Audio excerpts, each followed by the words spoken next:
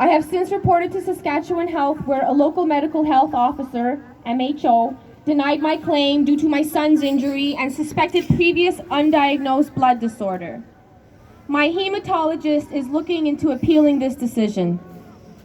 I reported to Pfizer, which is obligated to report to Health Canada. No response. I cannot apply for compensation because of the medical health officer's denial of my initial claim in June. Is there anything that helped and have your symptoms improved? Nothing has helped. I am in worse shape now, November, than I was in June. My body is constantly attacking itself. And what do you wish others knew?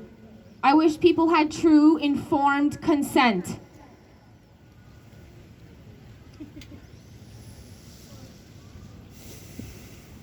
The next lovely young lady I would like to talk about today is Taylor Devereaux, who is from the Toronto area. Her first dose of Pfizer on September 10th, 2021. This is what she says. I was a happy 26-year-old girl. I could sing for a long period of time.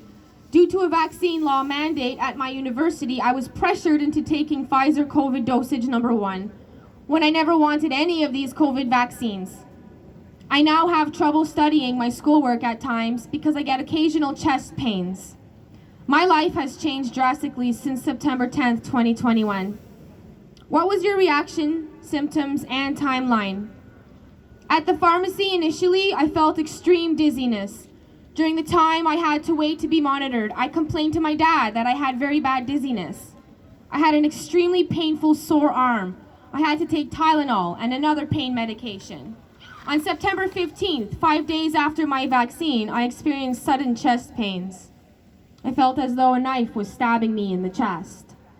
On a scale of 1 to 10, I would rate the pain 10 out of 10. She called telehealth, and the woman on the phone told her to go to the hospital and that it could be a reaction to the vaccine.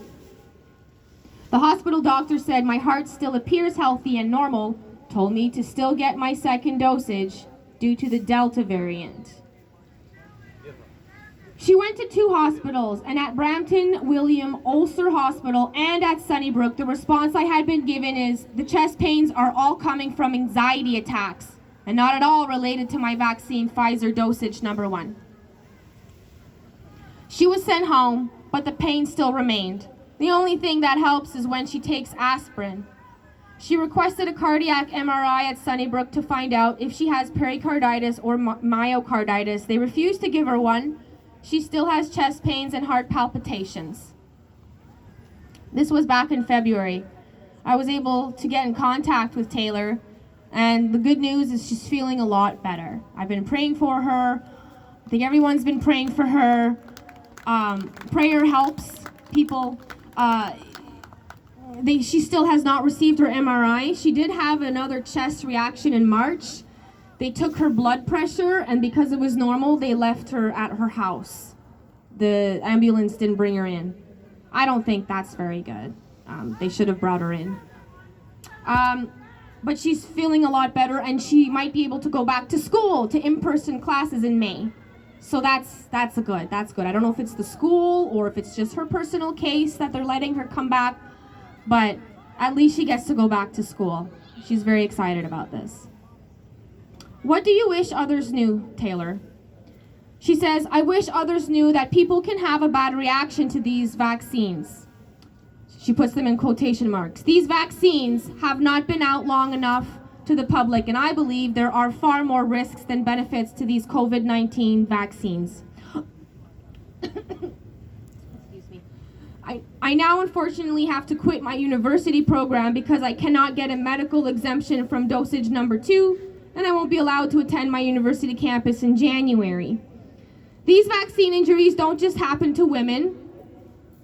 This is what I'm saying, okay? Although I feel like a lot more are reporting because women are fearless and compassionate creatures who want to help others and are more prone to sharing. But I have found a Canadian. His name is Stephen Zeswick. Thank you.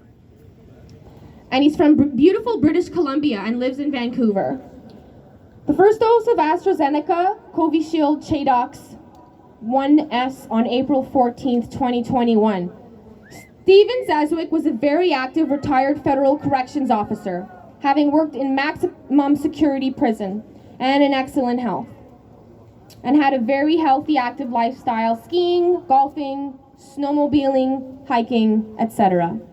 After my first jab at 3 p.m. on April 14th, 2021, it was that evening, early morning, I had a large lesion up the back of my leg. A raised snake-like line, which was approximately 1/4 of an inch wide, 14 inches long, and 1/8 of an inch in height. That was the start of it all. In the next few days, headache, extreme fatigue, shortness of breath, exhaustion, brain fog, and always tired. I went to the walk-in clinic and was immediately directed to the ER at the hospital and identified AstraZeneca as the cause of my concern, where I was informed that there was no protocol for treatment and to have a nice day. I was told I'd be contacted by a specialist when there was a date for an appointment. I called the specialist and was told there was a 10-month-long waiting list. I contacted 4 other specialists and was told the same thing. Due to the lockdowns, every medical health professional seems to have very, very long waiting lists. I contacted the British Columbia Centre for Disease Control and was told that they are aware of my case, that there is no protocol for treatment, and to have a nice day. I received a call from Fraser Health, our regional healthcare provider, and was informed to not take another AstraZeneca shot and have a nice day. I received a call from one of the 6 specialists I had contacted and was advised that the doctor wanted to see me immediately, and I was booked for the next day. Shocking. The next day I attended the physician's office and was greeted by 2 specialists, very welcoming, knowledgeable, and clearly experienced.